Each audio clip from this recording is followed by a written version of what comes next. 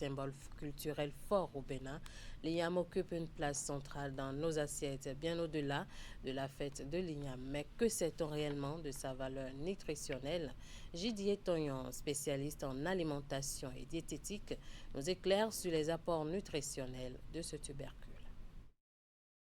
Alors, l'igname est avant tout une excellente source de glucides complexes.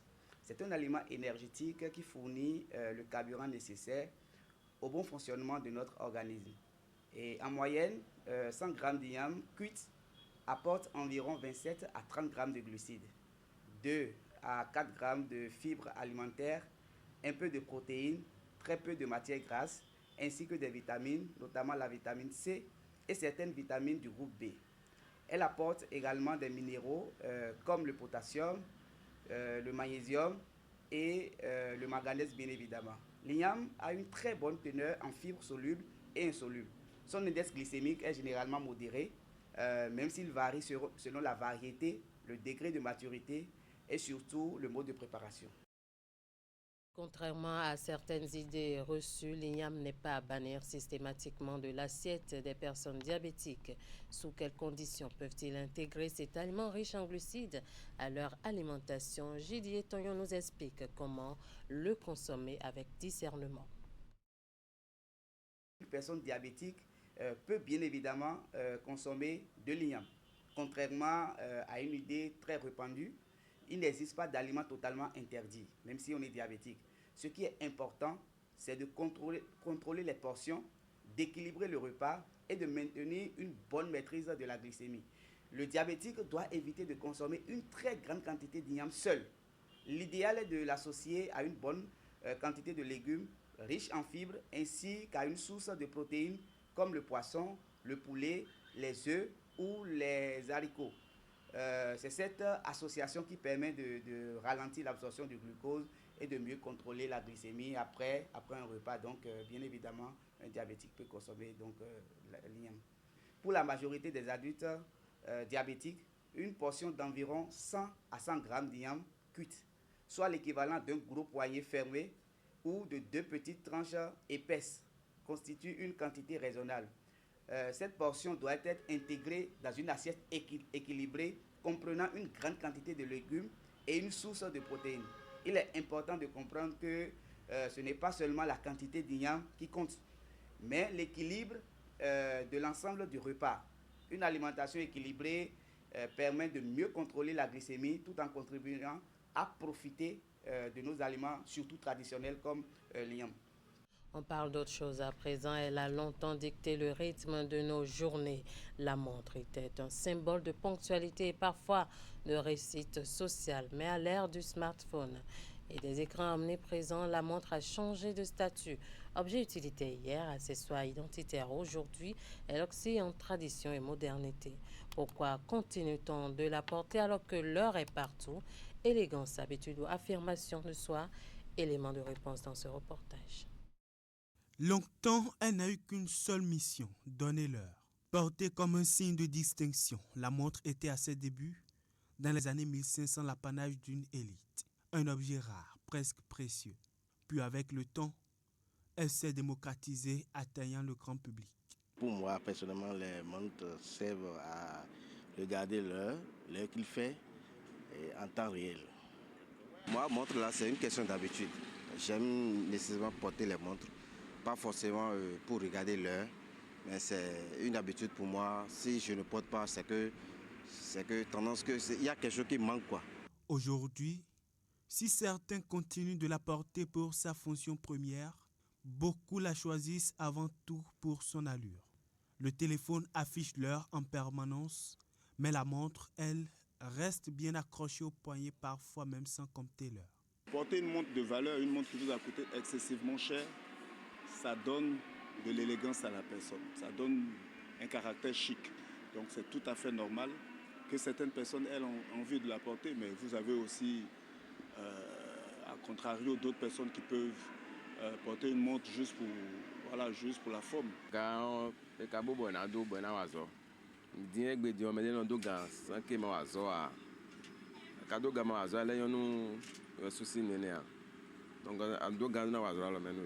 aujourd'hui avec les smartphones et tout, vous voyez, les choses ont changé.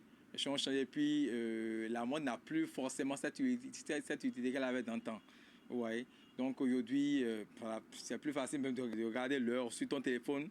Ouais, donc c'est devenu plus pratique, plus rapide. L'usage du portable pour regarder l'heure ne va pas tuer l'usage de la montre, je le dirais. Parce que la montre est devenue un effet quand même un truc de distinction. Voilà, quand tu as une montre d'une certaine valeur, voilà, quand tu rentres dans certains milieux, quand on te regarde déjà juste pour la montre que tu as portée, ça te distingue.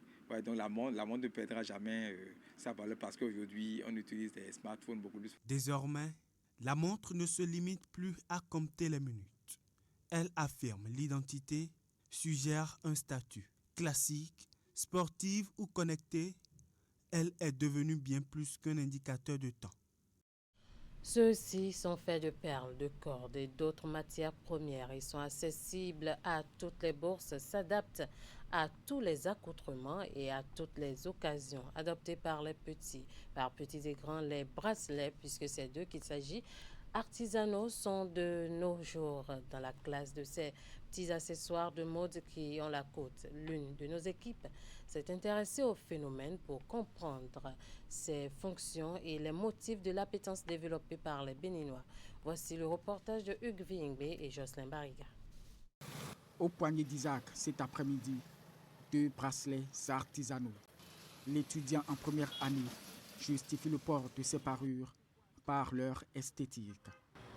Bon, je ne sais pas pour les autres. Personnellement, moi, je porte ça parce que je vois que ça embellit la main. Ça fait plus présentable. Comme lui, beaucoup de Béninois optent pour cet accessoire de mode pour ajouter une touche particulière à leur style vestimentaire. Cependant, les qualités recherchées ne sont pas toujours les mêmes. Certains préfèrent les bracelets à valeur spirituelle. Bon, au fait, j'ai acheté ça à l'église. C'est un objet de piété qui me protège partout où je passe contre les mauvais esprits. Comme je vends aussi au bord de la voie, ça va me protéger aussi, c'est un peu ça. Et c'est un joli truc qui est sur ma main aussi. Ça me donne un peu de sécurité et ça me rassure quand je porte les bracelets qui entrent dans la piété. Église, boulot, restaurant, cérémonie, ces ornements sont pour les adeptes un véritable passe-partout. Selon l'artisane, il joue également un rôle non négligeable. Les gens viennent acheter pour offrir, soit pour les anniversaires, soit pour les gens qui voyagent, pour offrir comme cadeau. Et bon, quand ils arrivent dans leur pays d'origine, ils donnent ça à leurs amis. Cerise sur le gâteau, le bracelet artisanal ne coûte pas cher. Les prix varient de 1000 francs à 2000, 2500, ainsi de suite. Ça dépend de la pierre et ça dépend de la perle aussi. Il y en a qui sont totalement moins chers. Vous avez par exemple les petits bracelets qu'on vend à 100 francs. La fabrication de ces bijoux, fruit d'un travail 100% manuel, requiert une association de matières premières et du temps. Nous, on achète les fils de perles, mais on préfère surtout les pierres parce que ça a des vertus. Et avec ces fils-là, on fabrique nos bracelets. Il me faut au moins 1 heure de temps. Au moins, si la personne est un peu rapide, c'est 1 heure. Hématite, œil de taureau, œil de tigre, cori. Sur le marché, les bracelets artisanaux présentent une variété de motifs à la satisfaction de tous les goûts. Longtemps considéré comme un métier d'avenir, le graphisme fait aujourd'hui face à une profonde mutation avec l'essor fulgurant de l'intelligence matricielle. En quelques secondes, des logiciels sont désormais capables de générer des affiches, des logos, des faire-part ou encore des visuels publicitaires. Une révolution technologique qui suscite à la fois fascination et inquiétude chez les professionnels du secteur. Au Bénin, de nombreux graphistes constatent une baisse progressive des commandes et s'interrogent sur l'avenir de leur métier. Faut-il craindre la disparition du graphisme ou au contraire voir dans l'intelligence artificielle un outil au service de la créativité? Pour comprendre les enjeux de cette transformation, nous avons donné la parole à quelques acteurs du secteur. Voici le reportage. Le graphisme est un métier qui allie créativité, imagination et maîtrise des outils numériques. Pendant plusieurs années, les graphistes ont été les principaux artisans de la conception des affiches publicitaires, bâches, cartes d'invitation et autres supports visuels. Mais depuis quelques années, l'arrivée de l'intelligence artificielle bouleverse les habitudes. Une situation qui n'est pas sans conséquence sur l'activité des professionnels. Nous avons remarqué effectivement une baisse, mais aussi nous avons un certain nombre de visuels qui nous parviennent. Mais parmi ces visuels, il n'y a pas de visuels vraiment exploitables. Nous sommes tenus de tout refaire. Mais celui qui n'a pas les moyens pour pouvoir consulter un professionnel de graphisme ne peut que générer son travail avec l'IA, ce qui est beaucoup plus facile. D'accord? Mais le danger est qu'il n'a pas une identité. Pour ces professionnels, l'intelligence artificielle ne peut remplacer totalement l'expertise humaine. Derrière chaque création réussie se cache une compréhension des besoins du client, une sensibilité artistique et une capacité d'innovation que les machines peinent encore à reproduire. Par exemple, quand vous réalisez une affiche, est-ce que vous pouvez définir déjà la dimension de ce que vous voulez réaliser à l'IA? Je ne sais pas, je ne l'ai jamais essayé. Avec les couleurs que j'ai mises, avec les images que j'ai eu à mettre en filigrane dedans et avec les lumières que j'ai créées moi-même, je ne peux pas demander à l'IA de me créer un truc comme ça et pouvoir me faire. Selon les acteurs, l'intelligence artificielle représente certes un défi pour la profession, mais elle doit surtout être perçue comme un outil complémentaire permettant d'améliorer la productivité et d'explorer de nouvelles possibilités créatives. Moi, je vis uniquement du graphisme design. Je n'ai pas d'autre métier et je ne me plais pas de mon métier. Ça, je vous l'avoue, je ne me plais pas de mon métier. Au contraire, c'est l'IA qui finira par disparaître. Parce que c'est ce que tu as créé, que toi-même, là, tu pourras expliquer à ton client. Le chemin que prend l'IA aujourd'hui est un danger pour l'humain. Un danger pour l'humain. Et il faut pouvoir arrêter. Parce que si on n'arrête pas, tout le monde va cesser de travailler. Pour eux, l'avenir du graphisme ne réside pas dans l'opposition à la technologie, mais dans la capacité à l'utiliser intelligemment au service de l'innovation et de la création. Facile d'imaginer la disparition du métier de photographe avec les performances exceptionnelles des smartphones ces dernières années. Mais il n'en est rien. La photographie demeure un art, une profession faite d'outils et de technologies en perpétuelle mutation. Elle s'adapte à une vitesse plus grande que les objectifs des caméras de téléphone. De l'argentique au numérique aujourd'hui, la photo garde une espérance de vie infinie. Cette immersion de William Kékan nous en convainc. La photographie s'adapte à l'évolution technologique. Des moyens nouveaux se créent au quotidien pour offrir les meilleures images aux personnes désireuses d'immortaliser des séquences de leur vie. Plutôt que de mettre un tissu, nous avons cet équipement qui permet d'avoir un fond blanc. Il y a un dispositif ici qui permet de déclencher l'allumage de ce fond et nous prenons la photo. Quand on va dans les reportages et qu'il fait nuit, ça nous permet d'éclairer et de pouvoir prendre, parce que la lumière est très importante dans la photographie. Ici, c'est le Beauty Box. C'est aussi une boîte à lumière, c'est des décors. On peut juste prendre des photos sur fond blanc et en machine, à la salle technique, on a Photoshop, on détourne la personne et on le met dans un autre décor. On est passé de la photo analogique aux images numériques, ce qui explique les grands changements dans la photographie d'aujourd'hui. Ce n'est plus l'ère de l'argentique. Argentique parce que c'est doté de pellicules. On met les pellicules ici, la boîte est là. On met les pellicules là, on ferme, on déclenche. Ça, c'est le boîtier. L'objectif, c'est ça. Et puis, la troisième chose, c'est la lumière. C'est la lumière. Et pour le numérique aussi, c'est le boîtier, l'objectif et la lumière. Mais maintenant, pour une image numérique, de format numérique, ça devient un tableau. C'est constitué de pixels. Or, pour qu'une photo soit bien rendue, plus il y a de pixels, plus c'est rendu. on peut développer comme on veut. Dans l'argentique, on avait toujours les boîtes à lumière, mais ce n'était pas aussi perfectionné. Peu de labos ont encore les développeuses. Il n'y en a plus. Tu vas n'importe où, ils sont dépassés. Aujourd'hui, même, tu ne peux même pas acheter une pellicule, c'est trop cher. Tu ne vas même pas en trouver. La pellicule qu'on achetait à 1000 francs, 900, 800, aujourd'hui, si tu trouves une pellicule à acheter, c'est 6 000, 10 000, on doit te dire, parce qu'il n'y en a pas. Malgré l'avènement des smartphones, la photographie professionnelle ne peut disparaître. Regardez, quand vous prenez les images avec les appareils, les smartphones, vous ne pouvez pas les agrandir comme vous voulez. Vous êtes limité déjà en agrandissement. Vous ne pouvez pas avoir les petits réglages de lumière. Vous aurez toujours des petits points, c'est pas très net. Il y a toujours un problème de résolution. Tandis que quand vous prenez un appareil photo, la lumière est là. Les livres photos prennent maintenant la place des albums. Les moyens techniques sont de plus en plus performants au fil du temps. Je l'annonçais en début d'édition, comment se débrouillent les femmes revendeuses de divers qui vivent dans les localités lacustres par centaines. Ces femmes doivent quotidiennement se rendre au marché d'Antokwa pour se ravitailler. Et quelles sont les difficultés auxquelles elles sont souvent confrontées dans l'exercice de leurs diverses activités? Dans le reportage à venir, Virgile Arodegnon et Rachidi Sobero nous plongent dans le quotidien de ces femmes qu'ils ont croisées par hasard à Tokpa, au bord de la lagune.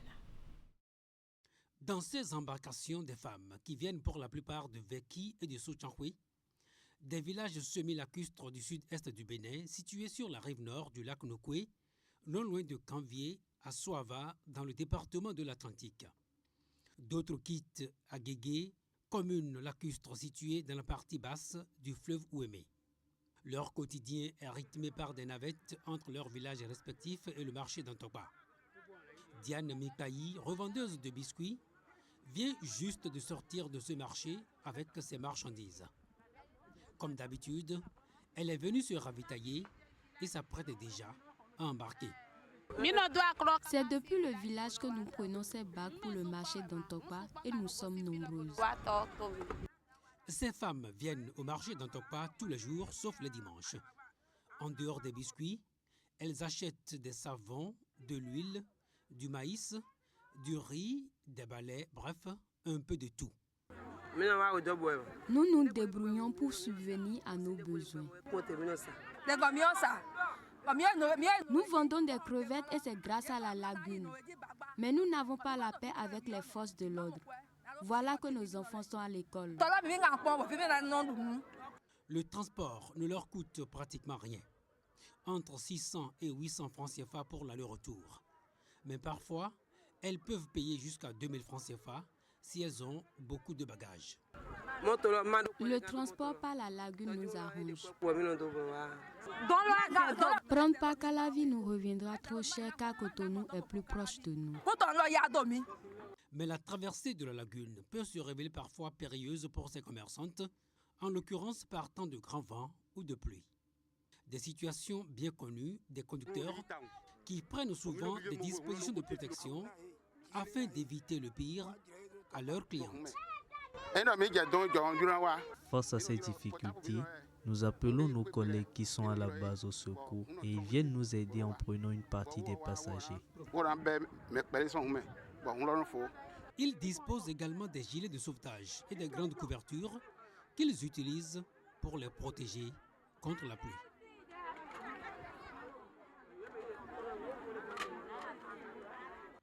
Et pour finir, 25 jeunes formés par le Centre national de sécurité routière avec l'accompagnement de l'Agence nationale pour l'emploi pour être des techniciens de contrôle automobile ont reçu ce vendredi au siège annexe du CNSR à Abomey-Calavi leur attestation de stage, l'aboutissement d'un processus pour le commencement d'un autre, à savoir l'insertion sur la piste de contrôle qui leur offrira l'opportunité de parfaire les connaissances et les compétences acquises au cours de la formation à laquelle vient renforcer les capacités du CNSR en termes de contrôle technique automobile. On retrouve Virgile Arodegnon pour les détails. Ces attestations remises à ces désormais techniciens du contrôle automobile du Centre national de sécurité routière sont le couronnement de 6 semaines de formation. Entraînés à l'utilisation des équipements de pointe du contrôle technique automobile, ils sont désormais prêts à être déployés sur le terrain. Au cours de cette formation, nous avons eu beaucoup de connaissances, entre autres le contrôle visuel, l'utilisation de l'équipement du contrôle, notamment les bandes de freinage de suspension, le diagnostic à l'aide du scanner. Aujourd'hui, je fais partie des agents du CNSR afin d'assurer la sécurité routière.